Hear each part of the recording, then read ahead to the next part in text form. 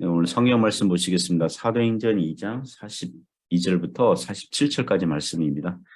그들이 사도의 가르침을 받아 서로 교제하고 떡을 떼며 오로지 기도하기를 힘쓰니라. 사람마다 두려워하는데 사도들로 말미암아 기사와 표적이 많이 나타나니 믿는 사람이 다 함께 있어 모든 물건을 서로 통용하고 또 재산과 소유를 팔아 각 사람의 필요를 따라 나눠주며 날마다 마음을 같이하여 성전에 모이기를 힘쓰고 집에서 떡을 떼며 기쁨과 순전한 마음으로 음식을 먹고 하나님을 찬미하며 또 온 백성에게 칭송을 받으니 주께서 구원받는 사람을 날마다 더하게 하시니라. 아멘. 네, 오늘 설교 제목은 교회의 시작과 모임. 네, 교회의 시작과 모임. 이런 제목으로 하나님의 말씀 증거하겠습니다. 오늘 성경 본문은 본격적으로 예루살렘 교회가 시작되었고 그들의 모임의 형태와 방식이 어떠했는지 알려줍니다. 몇 가지 교훈으로 보겠습니다. 첫 번째 교훈은 예루살렘 교회는 성경 말씀을 배웠습니다. 교회는 사도들에게 성경 말씀을 배웠습니다. 42절 보시면 그들이 사도의 가르침을 받아 서로 교제하고 떡을 떼며 오로지 기도하기를 힘쓰니라. 그들이 이제 예루살렘 교회가 첫 번째 한 것은 사도의 가르침을 받아 사도들로부터 성경 말씀을 배운 거죠. 사도들은 아직 신약 성경이 기록되지 않은 시대에 움직이는 신약 성경이라고 보시면 돼요. 예수님 말씀을 가르치는 전수자 역할, 교수 역할, 그걸 전달하는 그런 역할을 했습니다. 마태복음 28장 20절 보면 예수께서 사도들에게 내가 너희에게 분부한 모든 것을 가르쳐 지키게 하라고 하셨어요. 그러니까 세례를 베풀어라와 함께 예수님께서 명령한 모든 것을 신약교회에게 가르쳐 지키게 하는 그런 사명이 그런 특수한 그런 역할이 사도들에게 있었습니다. 43절 보면 오늘 사도행전 2장 43절 보면 사람마다 두려워하는데 사도들로 말미암아 기사와 표적을 많이 나타나니 그랬어요. 그러니까 사도들이 이적을 많이 행했어요. 사람들이 병도 고치고 귀신도 쫓아내고 하는 기적과 표적을 많이 행했어요. 이 기적과 표적은요, 사도들의 가르침의 신빙성을 더하는 역할을 한 거예요. 사도들이 가르치는 게, 하나님, 하늘에서 온 거다. 하나님께서 보증하시는 상징적인 표시로 기적과 표적이 일어난 거예요. 사도들의 가르침이 진짜냐 아니냐 이럴 때 사도들의 가르침과 곁들여서 이 기사와 표적을 행하니까 하나님의 사도들이 가르치면 하나님의 말씀이구나라는 보증서처럼 따라다닌 것이 기사와 표적 그 역할이었어요. 이것을 사도와 선지자들의 은사라고 하는 것입니다. 오늘날 그 은사는 중지됐어요. 이게 이 1세기 이 사도들 시대만 사도들에게 주신 은사입니다. 사도행전 그 내용 읽어보면 사도행전 읽어보면 사도 베드로와 요한이 특히 베드로가 기적과 표적을 많이 행했고요. 사도 바울도 기사와 표적을 많이 행했습니다. 그러니까 기사와 표적마저도 사도들이 가르치는 전하는 성경 말씀이 이 복음이 진리라는 걸 확증하는 보조 수단과 역할을 했다는 것입니다. 그리고 46절 보시면 날마다 마음을 같이하여 성전에 모이기를 힘쓰고 그랬어요. 사도들과 예루살렘 교회 성도들이 계속 늘어났잖아요. 좁은 집에서만 모일 수 없거든요. 이제 가정교회 형태로만 모일 수 없거든요. 성전에서 모여서 말씀 집회도 하고 기도회도 하고. 하지만 성전에서 구약식 가축 희생 제물 제산 하지 않았죠. 왜냐하면 예수님의 십자가로 말미암아 다 그 의식법은 완성이 됐으니까요. 우리가 말씀 집회와 기도회 정도 했을 거예요.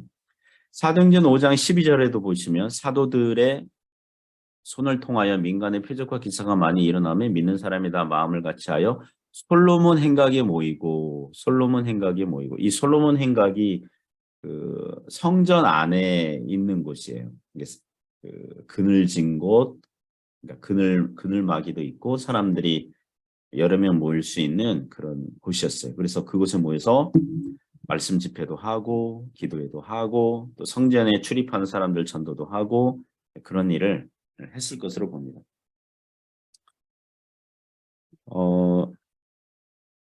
그 사도들이 예수님의 십자가 부활의 의미를 이제 가르치고 그리고 필요하면 병든 자들을 고치고 귀신 들린 자를 이제 고쳐주는 그런 기사와 표적을 행하니까 사람들이 경건한 두려움을 가지고 그죠? 사람마다 두려워하는데 경건한 두려움을 가지고 사도들을 대할 수 있었다는 것입니다. 다시 한번 말씀드리지만 이런 사도와 선지자들의 은사들은 1세기 이후로 사도와 선지자들이 더 이상 없기 때문에 그죠? 신약 성경이 기록된 이후에는 그 은사가 중지된 것입니다. 물론 기적이 일어날 수 있어요. 뭐 귀신 들린 사람 쫓아낼 수 있고 뭐 병든 사람 고치는 일이 생길 수 있어요. 그러나 그것은 은사가 아니라 하나님께서 또 이게 특별하게 주시는 그런 일이 있을 수는 있어요. 하지만 사도의 은사는 아니에요. 오늘날 교회 목사들은 뭡니까? 다만 성경의 무오성 그리고 성령님의 영감성 성경 그 말씀이 하나의 말씀이라고 믿고 바르게 전하는 것으로 되는 줄 믿습니다. 두 번째 경우는 교회는 성도의 교제를 합니다. 특별히 그 자선, 또 구제 그런 사역을 하죠. 42절 보시면 그들이 사도의 가르침을 받아 그 다음 뭐라고 나와요? 서로 교제하고 떡을 떼며 서로 교제하고 떡을 뗐다.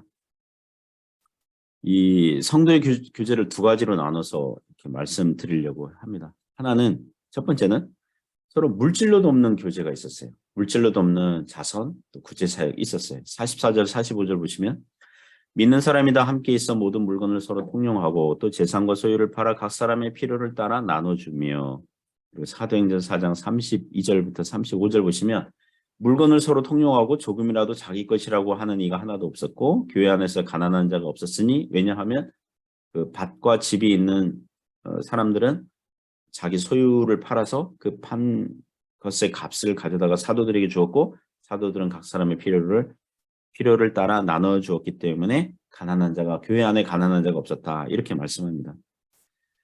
그 사람들이 복음의 은혜를 받고 보니 자기 재산과 물질로 가난한 형제 자매를 돕고 싶은 마음이 생긴 거예요. 그래서 가난한 마음, 감사한 마음과 자발적인 태도로 이렇게 한 것입니다.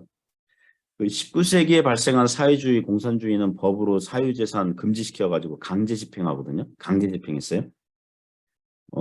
그러자 문자 그대로 공산주의를 실시한 나라들은 다 가난하게 되었습니다. 목사님, 그러면 중국은 사회주의 국가는 왜 이렇게 부자가 됐습니까? 정치 체제는 사회주의인데 이 경제는 자본주의예요. 중국이. 그래서 부하게 된 거예요. 그러나 이 1세기 예루살렘 교회는 어떻게 했냐면 자발적으로 감사함으로 공동으로 재산 관리한 것으로 보여요. 물론 교인들이 문자 그대로 모든 교인들이 다 자기들의 집을 다 판 건 아니에요. 왜냐하면 46절 보면 집에서 떡을 떼며 교제했다. 그러니까 자기 집이 있는 사람들이 다락방이든 뭐 거실이든 뭐 방이든 공간을 열어서 교인들을 식사 초청하는 일들이 비일비재했다. 이렇게 말씀하고 있거든요. 그러니까 집이 있는 교인들이 여전히 있고 집이나 밭을 판 교인들이 있고 그렇게 보시면 돼요. 그렇다면 교회 성도들은 자기 재산을 팔아서 교인들이 공동으로 사용하도록 해야 됩니까? 예루살렘 교회가 이랬으니 오늘날도 교회는 그렇게 해야 됩니까? 그것은 아닙니다. 이것은 항구적인 법은 아니에요. 그러니까 지속적인 법은 아니에요. 예루살렘 교회가 잠시 이렇게 했어요. 사도행전 6장 7장 보면 스데반의 순교로 시작되어 가지고 교회에 핍박이 왔거든요. 많은 교인들이 다른 지역으로 피신했어요. 흩어졌어요. AD 70년에는 예루살렘 망하거든요. 이스라엘이 망하거든요. 67년부터 이 로마에게 반란 일으켰기 때문에 그 전에 교회는 예루살렘에서 이제 탈출합니다. 그러니까 그런 일이 있고요. 또 사도행전 11장 27절 이하에 보면 선지자 아가보가 천하에 큰 흉년이 온다고 예언했고 실제 팔레스타인 땅에 흉년이 왔어요. 그래서 예루살렘 교회는 가난하게 됐죠. 이방 여러 교회들로부터 구제 헌금, 자선 그런 도움을 받아서 생존해야 되는 그런 가난한 처지가 되기도 해요. 하지만 이 예루살렘 교회가 행한 이 물질로서 이 형제를 돕는 이것은 후에 기독교 교회들에게 모범이 되죠. 요한일서 3장 17절에 보면 누가 이 세상의 재물을 가지고 형제의 궁핍함을 보고도 도와줄 마음을 닫으면 하나님의 사랑이 어찌 그 속에 거하겠느냐. 이런 말씀을 잘 순종한 거죠. 그 후에 기독교 교회들 중에서 예루살렘 교회들처럼 재산을 공동 관리한 곳이 있습니까? 라고 질문하신다면 종교개혁 이후에 그 모라비안 교도파 쪽에 그 형제단이 공동재산, 그러니까 거기는 공동체를 이루며 살았는데 조건이 뭐냐면 자기 재산을 다 헌납해야 돼요. 자기 재산을 다 공동체에 헌납해야 돼요. 그 후른파 형제단이라는 게 있어요. 후른파 브레드렌. 그런 이 모라비안 교도 쪽에. 그러니까 자기 재산을 공동체에다 헌납을 하는 게 가입 조건이에요. 그렇게 그 공동체에 들어가서 사는 거예요. 거기 빼고는 대부분은 기독교 역사에서 대부분의 교회들은 예루살렘 교회의 공동재산 관리 방식이 임시였고 그리고 자발적이었다는 것 정도 동의하고 있어요. 도리어 문제가 되는 건 뭐냐 하면 이단들이 많이 그렇게 해요. 교주의 재산 착취 명분을 위해서 교인들의 재산 헌납을 과도하게 강조하고 그 1992년에 그 다미 선교회라고 그 시한부 종말론 예수님이 뭐 이제 그 오시니까 뭐 성도들이 92년에 휴거하니까 뭐 있는 재산 다 뭐 헌납하세요 하면서 그러니까 교인들이 그 헌납한 그 헌금을 그 교주가 다 자기 부동산 집 그거 다 자기 그 명의로 다 돌린 거예요. 그렇죠? 그러니까 교주는 휴거할 생각 안 하고 교인들이 헌납한 재산 다 갈취하고 그 외에도 뭐 한국 같으면 신앙촌, 아가동산, 돌나라 단체 뭐 이런 이단 단체들이 그리고 그 이외 이단 단체들이 신도들에게 재산 바치게 하고 노동력 바치기 위해서 착취하는 것을 방송을 통해서 봤습니다.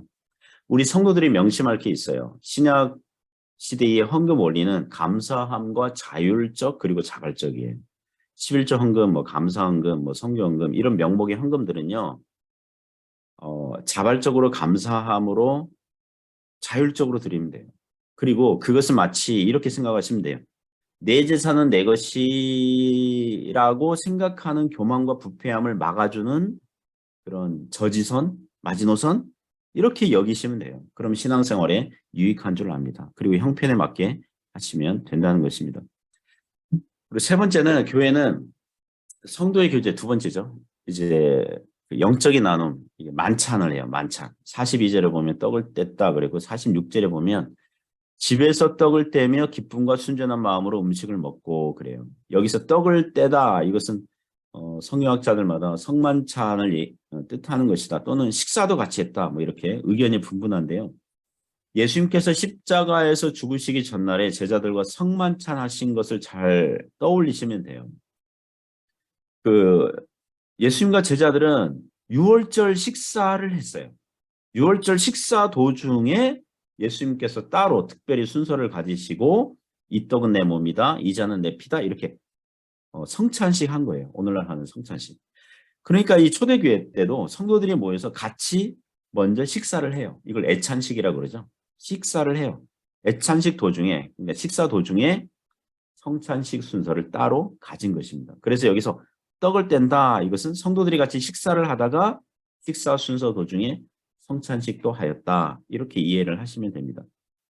초대교회 때 모임에 이런 방식으로 모였었는데요. 고린도전서 11장 보시면 이런 방식의 폐단이 발생합니다. 약점이 발생해요. 뭐냐면 이 당시 주일은 공휴일이 아니었거든요. 그러니까 아침 일찍 모이거나 주일 예배를 저녁에 모이는 거예요.